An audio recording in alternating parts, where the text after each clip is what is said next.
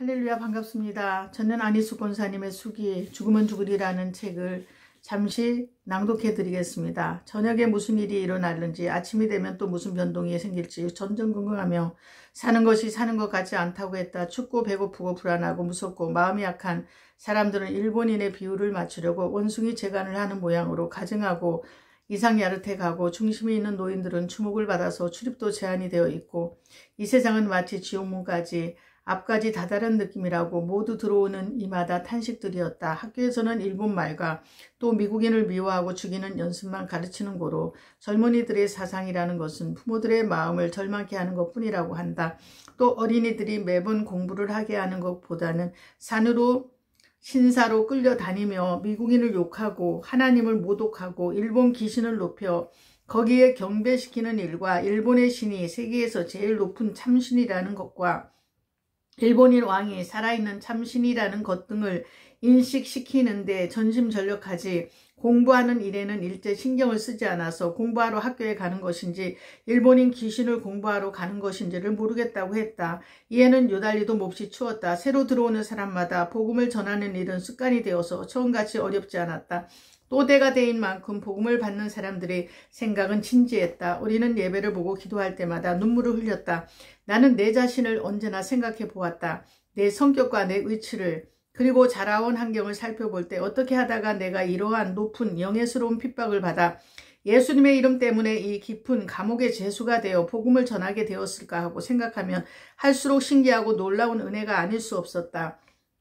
나와 같은 것을 어찌 이러한 은혜의 자리에 올 수 있게 하셨는가 생각할수록 감사했다. 감사하고 송구스럽고 그 주님의 섭리가 너무나도 오묘해서 나는 아무 말로 표현할 언어를 찾지 못해서 눈물만 나왔다. 아무 때나 울어지는 울음은 내 감사를 표현하지 못해 일어나는 감사의 표현이었다. 이 마음속에 가득해지고 넘치는 기쁨과 감사를 했다. 감사합니다, 주님.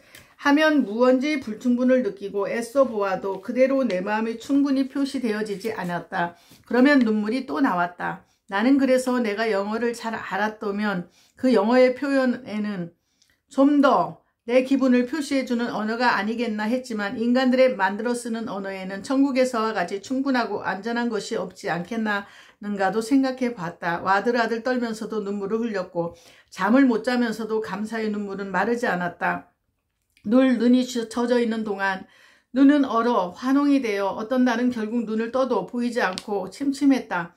나는 될 수 있는 대로 눈을 감고 뜨지 않기로 하였다. 눈을 뜨고 볼 것도 없고 눈을 떠야 할 아무런 일도 없었는 거로 눈을 감고 있으면 만사가 다 평안하고 아무렇지도 않았다. 어떤 때는 사람이 너무 많아서 사람의 숨쉬는 호흡, 기운 때문이지 방 안에 서리가 차고 천정과 벽에 흰 눈이 한치 두치 쌓여서 그것이 훌훌 떨어져 날아서 마치 방 안에 눈이 오는 광경이다. 그것이 나의 몸과 얼굴에 떨어짐으로 눈을 감고 있으면 다른 세계에 떠 있으며, 어떤 때는 시골 농가를 여기저기 찾아 눈 오는 날 눈을 맞으며 떨면서 다니는 그러한 공상도 해볼 수 있었다. 눈을 감고 이런저런 생각들로 끝이 없었다. 조용히 생각을 해보면 내가 신앙이 박약하고 경험이 별로 없어서도 주님께 기도한 것을 주님이 거의 다 들어주셨다. 어떤 일은 기도도 안 하고 속으로 바란 것까지도 이루어 주신 일이 많았다. 그러나 어떤 것은 내가 싫어하고 좋아하지 않는 일이 닥쳐온 일도 있다. 내가 죄수가 되었다는 것은 원치 않는 일이었다. 주님을 위해서 단번에 칼에 죽든지 총에 죽든지 폴리각과 같이 기름가마에 쓸어 넣음을 당하는 일은 있을 망정, 이와 같이 감옥에 갇혀서 세월도 없이 이렇게 살아야 한다는 일을 나는 결코 원하지 않았었다. 죽음이란 누구나 단 한 번 맞는 일, 늘 그렇게 생각해 왔어도 이처럼 시들어 죽는다는 일은 잔혹하고 너무나도 감당할 수 없는 일인 줄 알았다. 그러나 나는 원하지 않았어도 주님이 하신 일이고 보니 여간 크신 사랑의 섭리가 아닌 것을 깨달았다. 만일 내게 이러한 죄인이 되어서 주님과 함께 이 모든 경험을 하는 일이 없는 나였더라면 그 얼마나 천박하고 의식부족인 여성으로 세상을 살고 말았을까를 생각했다. 그래서 나는 내가 원치 않는 일이 닥쳐오는 것도 주님이 함께 해주시면 큰 은혜의 기회가 되고 이적을 보고 기사를 누리는 내가 되는 것을 잘 보았다. 파송객. 혹독히 추운 겨울이 한풀 꺾이고 그다지 몸이 떨리지 않는 날 여러 낯선 여자들의 소리와 여 간수장의 애교 떠는 소리와 함께 우리 방에 손님들이 들어왔다. 나는 귀도 잘 들리지 않는 거로 퉁퉁 부은 눈을 뜰래야 뜰 수도 없고 또 떠도 거의 소경이나 다름없이 보이지 않는 눈을 감은 채 손님이 온다니 전에 없던 일이라고 생각하면서 죄수들과 같이 누가 왔는가 하고 있었다. 여러 소리는 내 방문에서 멈추고 감방문이 열리면서 57번 나와 나는 눈을 감은 채 일어나서 복도로 나가니 비단 냄새가 코를 콕 찔렀다. 찾아왔다는 여자들이 아 하고 나는 소리를 지른다. 나는 그들이 왜 소리를 지르는지 알 수 없었지만 그래도 나는 눈을 뜰 수가 없었다. 그중 한 여자가 내 이름을 불렀다. 나는 깜짝 놀라서 일본어로 당신이 누군데? 그는 자기 이름을 말했다. 고등여학교 동기 종창인 것 같았다. 그는 나를 보고 말문이 막혀서 여기 누구누구도 왔는데 왜 이렇게 고생을 해야 하는 것이요?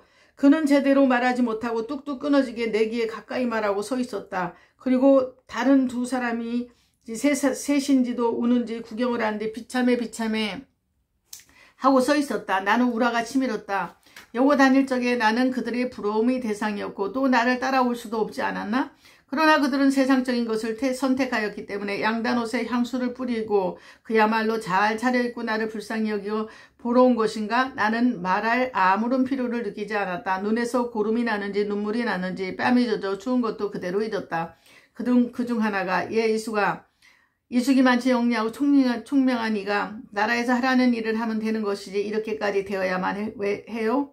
다른 여자가 나는 이숙이가 이러한 신앙가인 것을 상상도 못했어. 지금은 온 세상이 다 일본 나라가 되어가고 이숙이 같은 훌륭한 인재가 사회에 필요한데 왜 거역하고 이렇게 묻혀 쓰러지려고만 해요? 이즘 나라는 높아지고 국토는 남양까지 점령해 나가서 정말 고향이 발이라도 빌려와야 할 만한 처지의 인물이 기묘하게 되었는데 정말 마음을 달리 먹고 감옥에서 나와서 국가와 사회를 위해서 일해요. 한 여자는 울기만 하는지 코를 소리내어 풀었다. 나는 절대 눈을 뜨려고 하지 않았다. 내 눈을 뜨고 그들을 볼 수 없는 터였다. 오히려 그들이 내 고름이 끼고 헤어진 눈을 보면 더 동정하는 말을 하고 소리를 지르든지 할 게 아닌가. 나는 가만히 앉아 있었다. 간수장은 무엇라고 내게 말을 시키려고 했지만 나는 못 들은 척하고 무시해버렸다. 그들이 사무실 쪽으로 가고 나는 감방에 들어왔다. 추워서 떨리는 내 마음속에는 상상할 수 없는 물결이 일어났다. 대체 이 동창생들은 어떻게 되어서 이 감옥에 나를 찾아왔을까?